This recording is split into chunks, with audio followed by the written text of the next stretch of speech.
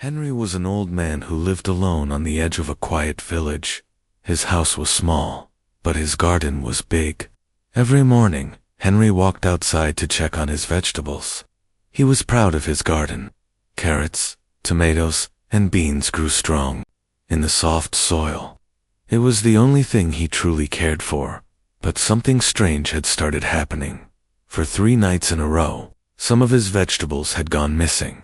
At first, he thought maybe a fox or a raccoon had taken them, but the footprints were too light, too strange. He noticed small thin marks in the soil. They didn't look human or animal. On the 4th morning, he found more missing.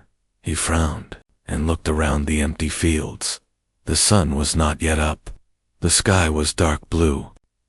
A cold wind moved the leaves. "This isn't an animal," Henry whispered to himself.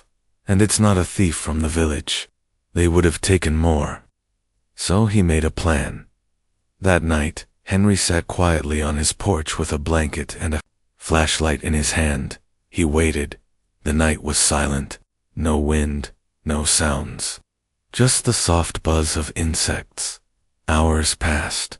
Then, just before dawn, he heard something. A soft rustling sound from the garden. Someone or something was moving between the plants. Henry stood up slowly, careful not to make a sound. He raised his flashlight and pointed it toward the garden. Click. The light turned on, and there it was. A small figure froze in the middle of the bean rows. It looked like a child, but not a human child. The skin was pale blue. The eyes were too big. The arms were thin, and the fingers were long and shaking. The creature was holding 2 tomatoes and 1 carrot. Henry didn't move. The small alien child dropped the vegetables and tried to run, but Henry shouted, "Stop!" The child stumbled and fell to the ground. It didn't try to run again. It just sat there, shaking. Henry slowly walked forward with the light still on the small figure. He didn't speak. He looked at the alien carefully. It was wearing a torn cloth, dirty and full of holes. Its feet were bare. Its skin looked dry, almost cracked. "Are you hungry?"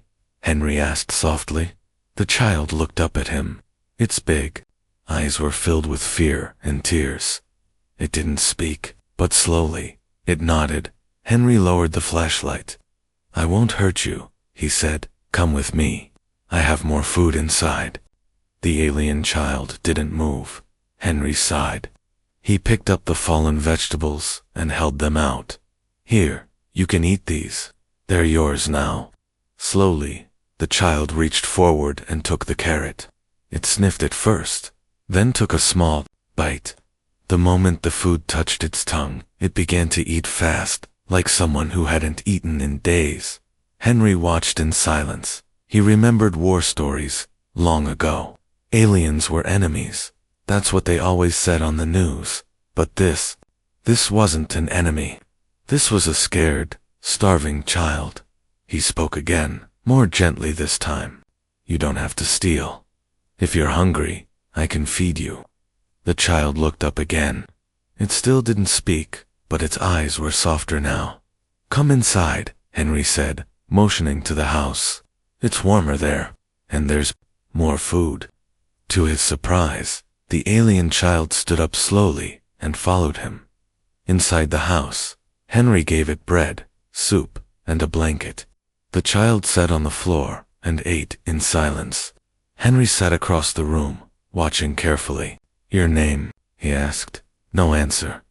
"Where did you come from?" Still no answer. The child just kept eating, eyes wide and hands shaking. Henry sighed. He stood up and looked out the window toward the dark fields. "You're not the first lost soul to come through here," he said, "but you might be the strangest." He turned back to the child. "Still, I don't care if you're from Earth or not. You're just a kid, and kids shouldn't go hungry." The child finally looked at him. For the first time, there was a tiny hint of trust in those alien eyes. Henry smiled, just a little. "You're not going anywhere. Not until I hear your story." And somewhere in the cold sky above, a distant shape passed through the clouds, silent, watching. She didn't speak. She didn't smile. But when she looked at the warm bowl of soup in front of her, her big black eyes filled with something Henry hadn't seen before. Hope. It was still dark outside. The wind tapped gently against the windows of Henry's small house. Inside, the fire was burning softly. The air smelled of old wood and vegetables. The alien child, now wrapped in a brown wool blanket, sat near the fire, still shivering, still silent. Henry sat across from her, sipping his tea and watching. His hands were rough, his back bent from years of farming, but his eyes were sharp. He didn't trust easily, but this creature, this child, something about her felt different. She wasn't dangerous. She was just lost. Eat slowly, Henry said. There's more if you're still hungry. The child didn't reply. She dipped the bread into the soup and ate fast, almost too fast. She coughed but kept eating. Her small fingers trembled as she lifted the spoon. Henry shook his head. Who left you like this? The child glanced at him, but didn't speak.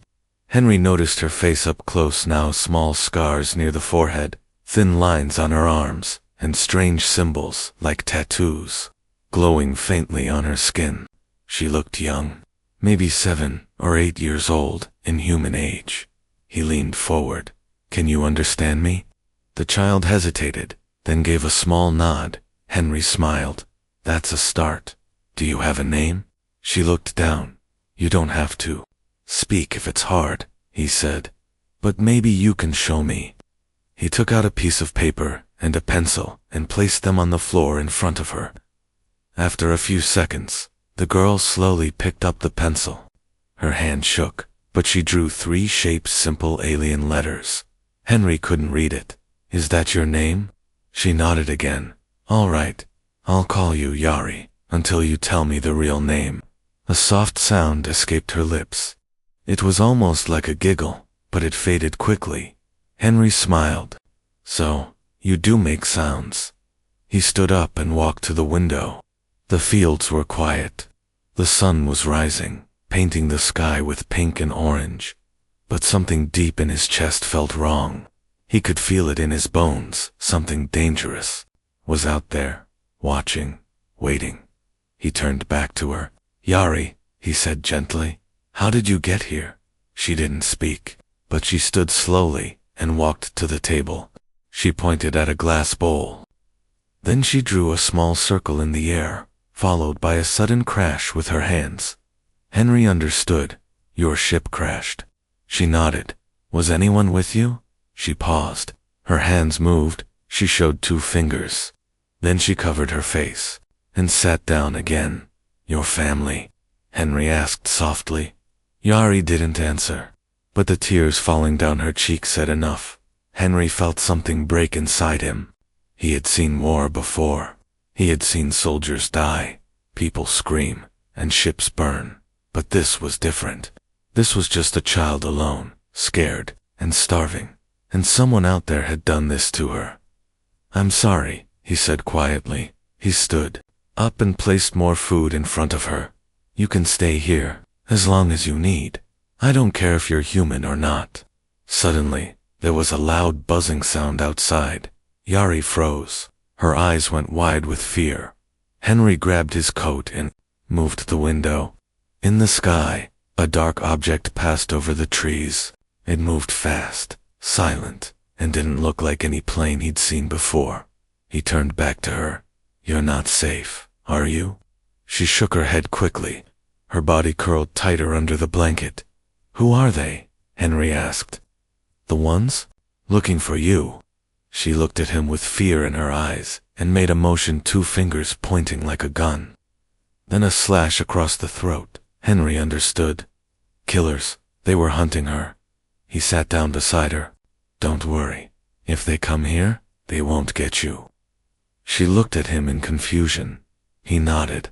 I wasn't always a farmer. I've dealt with worse.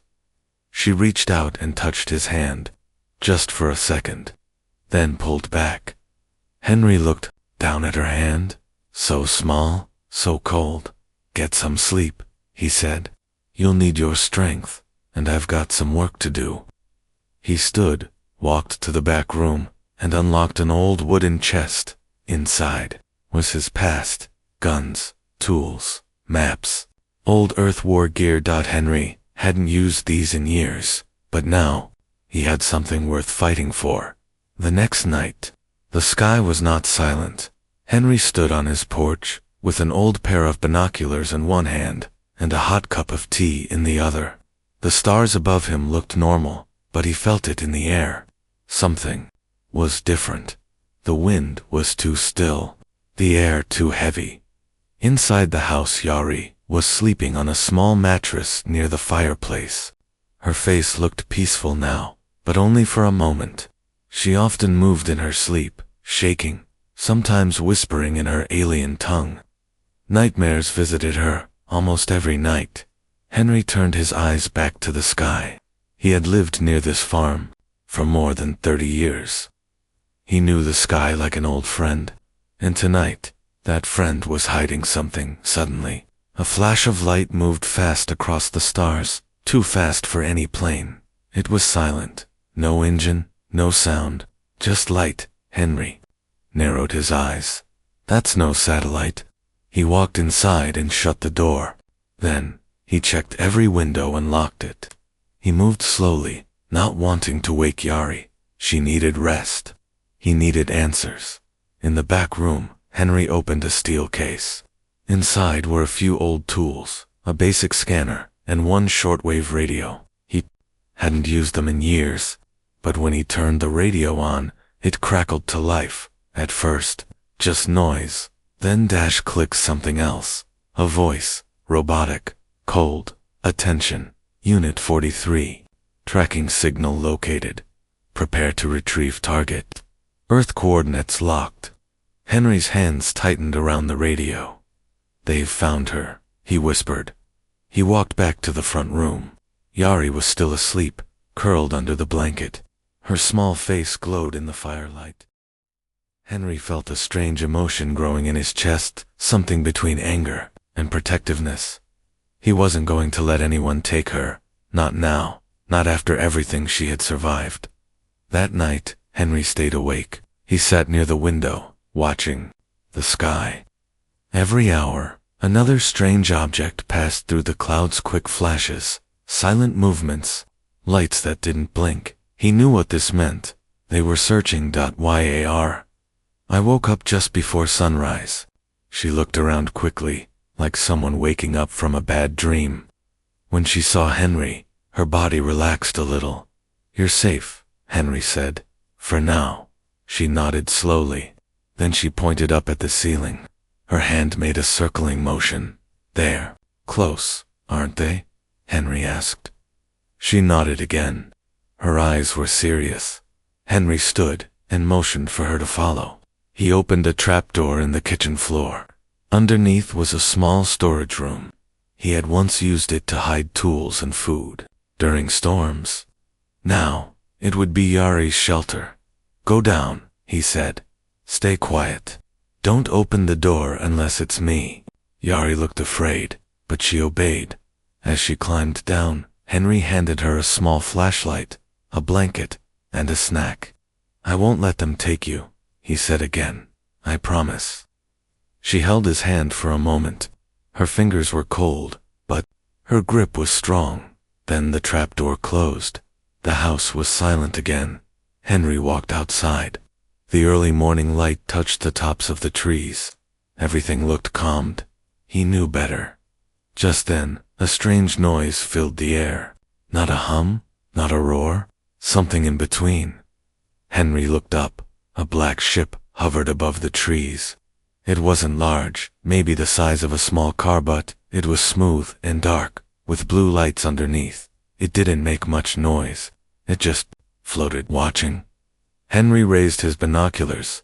There were no windows, no markings, just smooth metal. Then a beam of blue light scanned the ground.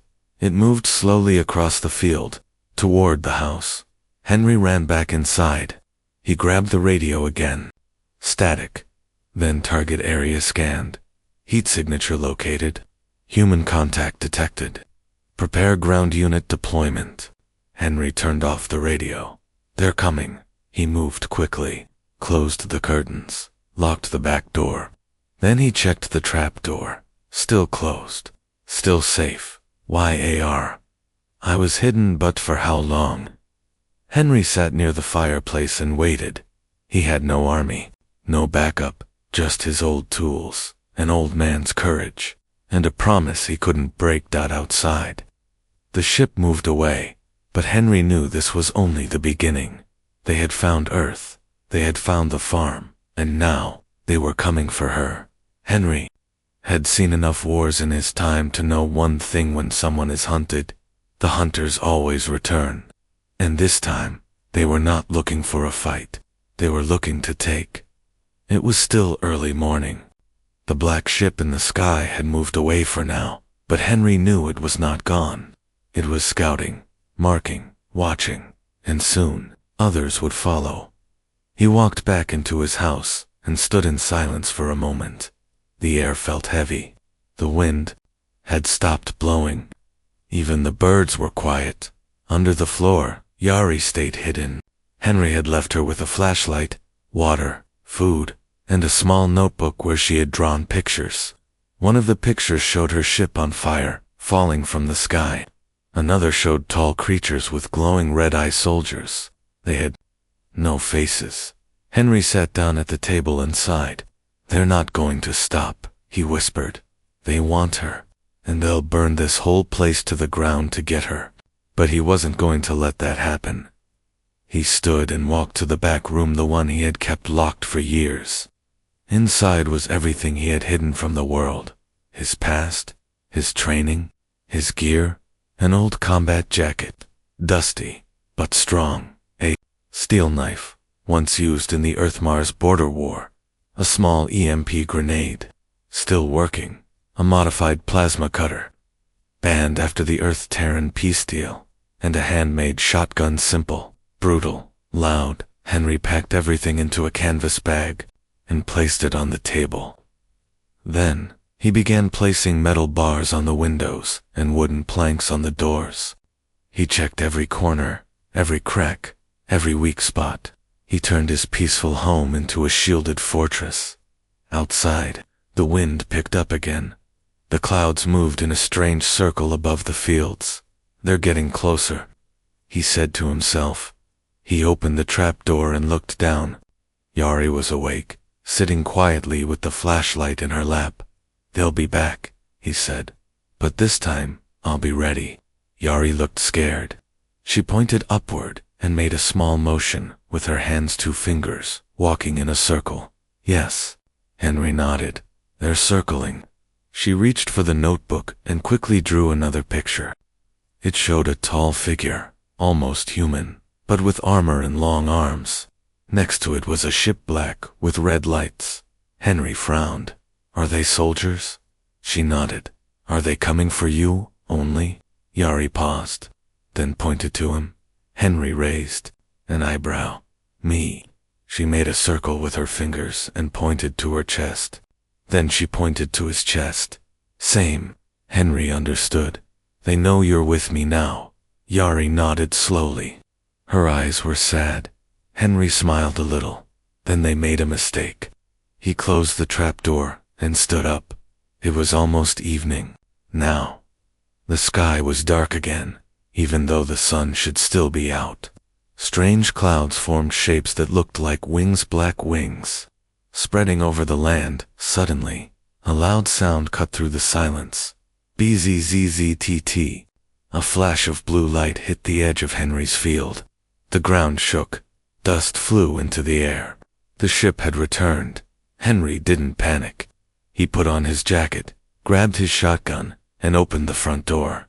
The black ship hovered low now. Just above the garden, a beam of light scanned the soil again, searching. Then it stopped, pointing directly at Henry. He didn't flinch. The ship dropped something. Not a bomb, a being. It hit the ground hard, then stood up. 7 feet tall, metal skin, glowing red eyes, and 4 long fingers on each hand. The alien soldier had no face. only a black plate where a face should be. Henry took a deep breath. "I fought monsters before," he whispered. "But you're something new." The soldier took one step forward, then another. Henry didn't move. He raised the shotgun slowly. "If you want her," he said, voice calm and cold, "come and get her." The soldier raised its arm. A strange weapon formed from its wrist. Henry pulled the trigger. Boom. The sound echoed across the fields. The fight had begun, and this war would not end in silence. Smoke filled the air. The sound of the shotgun still echoed across the quiet farmland. Henry stepped back into the house, breathing hard. His hands were shaking, not from fear, but from memory. The soldier outside wasn't human, but war. War always felt the same, outside. The alien soldier didn't fall. It stood back up. A piece of its chest armor was cracked. Sparks flew out. But it didn't stop moving. It turned its head slightly, and for the first time, Henry saw something strange hesitation. Henry whispered to himself, "So, you can bleed." The alien lifted its wrist again. A red beam formed, like a sword made of fire.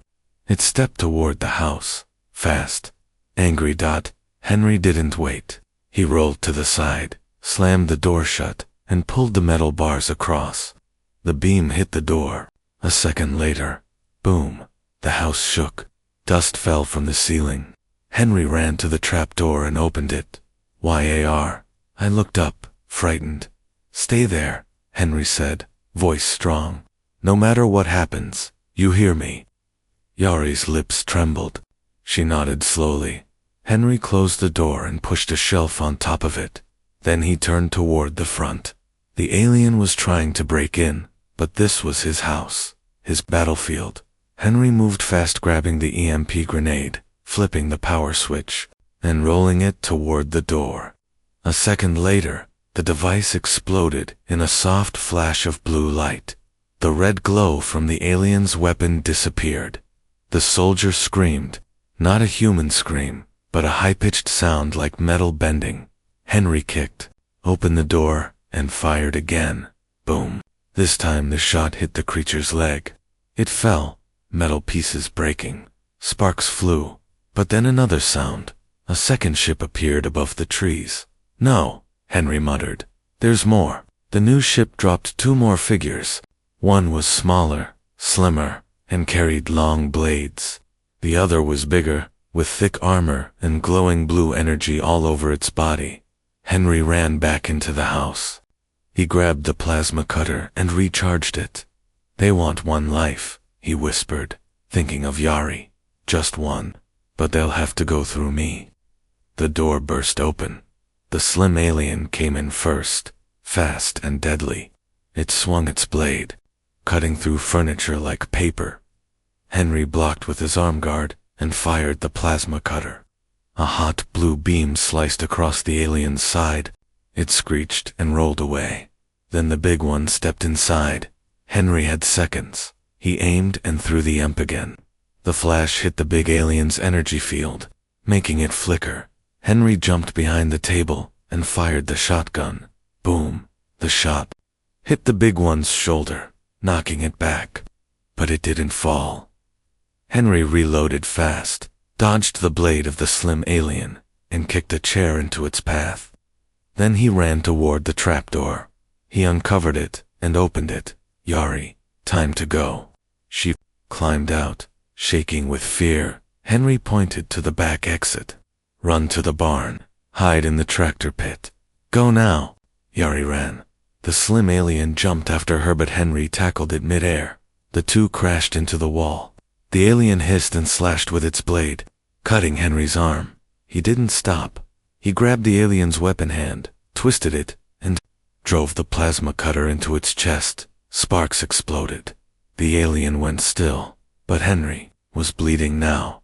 Badly. The big alien growled and stepped forward. Henry turned, limping, and raised the shotgun. One shell left. He aimed at the ceiling above. The alien. Boom. The roof collapsed. Wood, bricks, and old beams crashed down onto the big one. burying it in a cloud of dust and smoke. Henry fell to one knee. He looked out the broken window. Yari had made it to the barn. She was watching, crying silently. He gave her a nod. Then his legs gave out. He hit the floor, coughing. The room spun. His vision was blurry.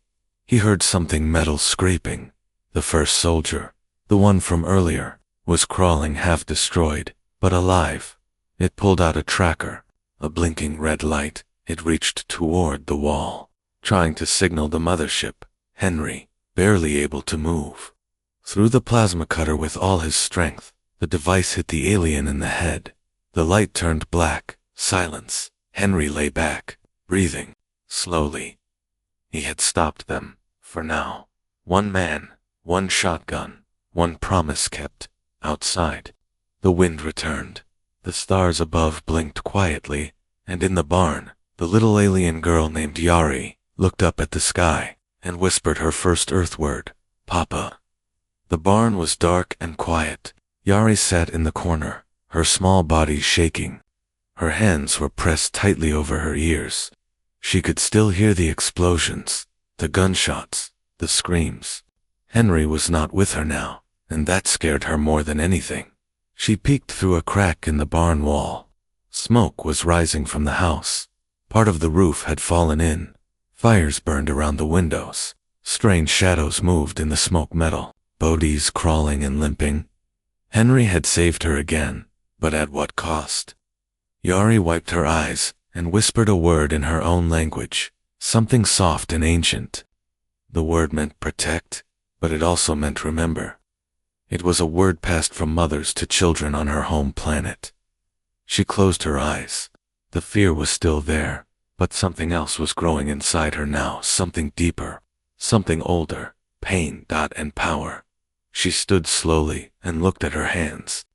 They were small and thin, but they began to glisten at first, like moonlight underwater, then brighter. For many weeks, she had hidden what she truly was. She thought if she used her power again, the enemy would find her. She thought she was weak, but Henry had shown her another way. A human way. Fight for someone. Fight for what matters.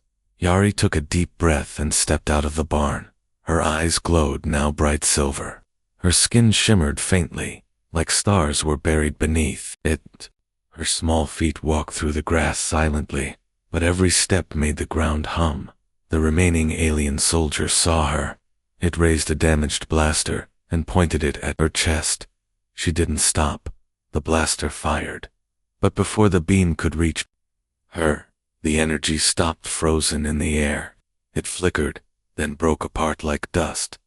The soldier tilted its head. Yari raised her hand. A pulse of blue energy exploded from her body, pushing the soldier back with great force.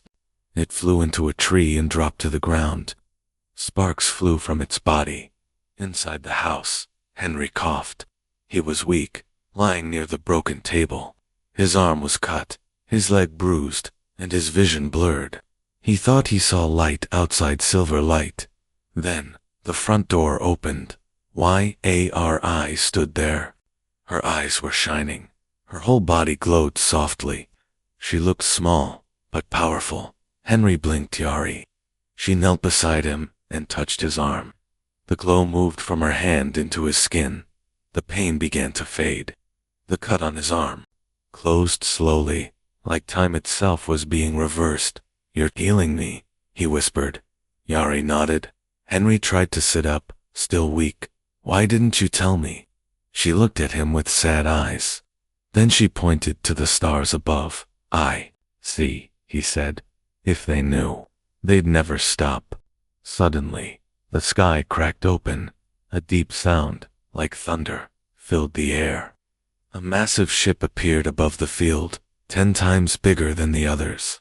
Its surface was covered in dark plates, each one glowing with red lines. The mothership had arrived. Yari stood up and walked to the front yard. The ship hovered, then dropped something from its center. A giant figure landed, taller than any before. Its armor was black and gold. Its face was hidden behind a smooth mask. It held a long spear, made of red light. The commander it looked at Yari and spoke in a deep, harsh voice. Return to us. You belong with your kind. Yari didn't speak. She just stared. The commander took a step forward. You cannot protect him. You cannot hide. But Yari wasn't hiding anymore. She raised both hands. The sky above changed. The clouds moved fast. Stars flickered in patterns not seen by human eyes. The air became still, too still. Then everything exploded with light. A wave of pure silver. Energy blasted from Yari's body, pushing back the wind, the smoke, the enemy. The commander raised his spear to block, but it cracked in half. The mothership shook in the sky. Inside the house, Henry shielded his face from the blinding light. He felt something powerful, almost holy, moving through the earth. Outside, the commander fell to his knees. Yari walked forward slowly. You are not a weapon, the commander growled. You are a child. Yari finally spoke. Her voice was clear, soft, and strong. I'm a child of peace, but you made me fight. She raised one hand and sent a final wave of light straight into the sky. The mothership groaned, metal cracking. Systems failing. Then, with a final flash, it disappeared. Gone. YAR. I fell to her knees, breathing hard. The light around her faded. Henry rushed out of the house and caught her before she hit the ground. You did it, he whispered. You saved us. She looked up at him, weak but smiling. No, she said softly. We did. And for the first time since she crashed on Earth, she felt safe. The sky was clear now. The dark clouds were gone. The mothership had vanished without a trace. The land was silent. No more ships, no more soldiers, no more war, just peace. Henry stood on his porch, leaning on his cane. His arm was wrapped, his leg still sore, but his heart felt lighter than ever before. He looked across the field, where wildflowers had begun to grow again. The broken house behind him was quiet, but safe. In the middle of the field, Yari ran with her arms wide like wings.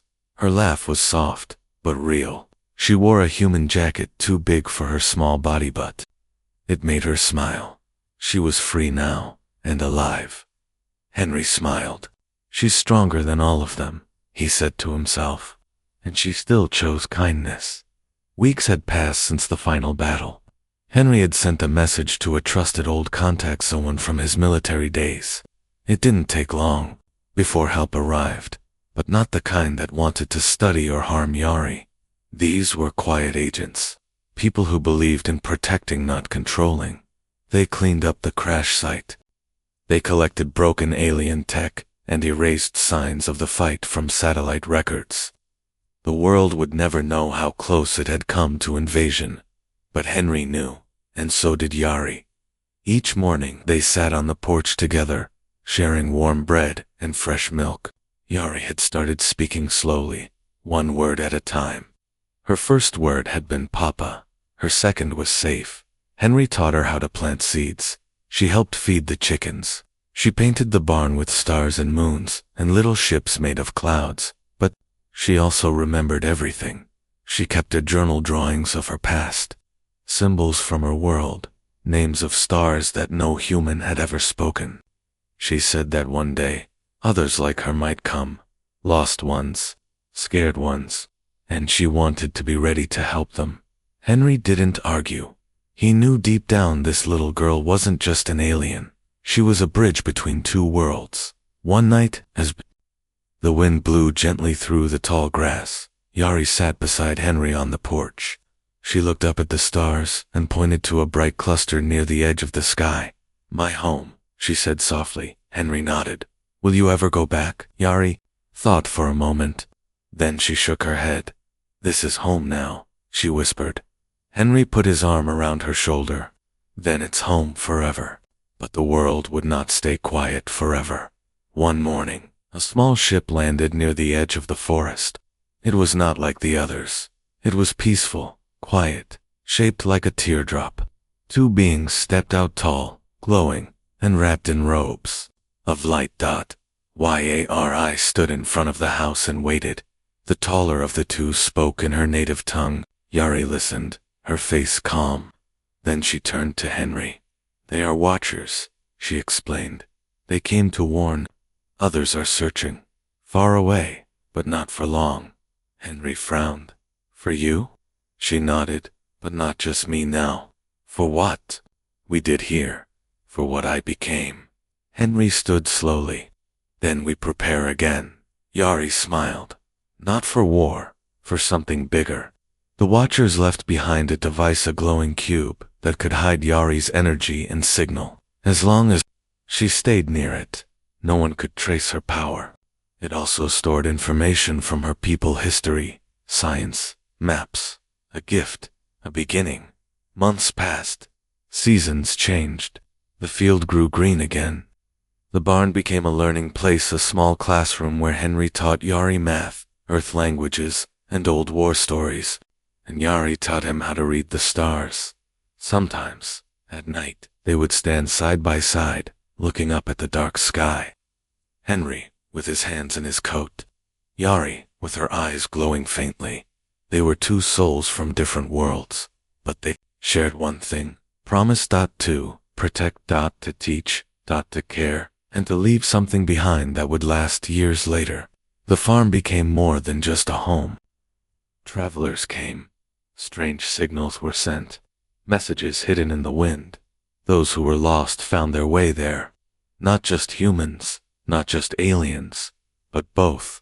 They called it the Legacy Field, a place of peace, a place where a small girl once landed, broken and scared, and a lonely old man decided to help her, not because he had to, but because it was right.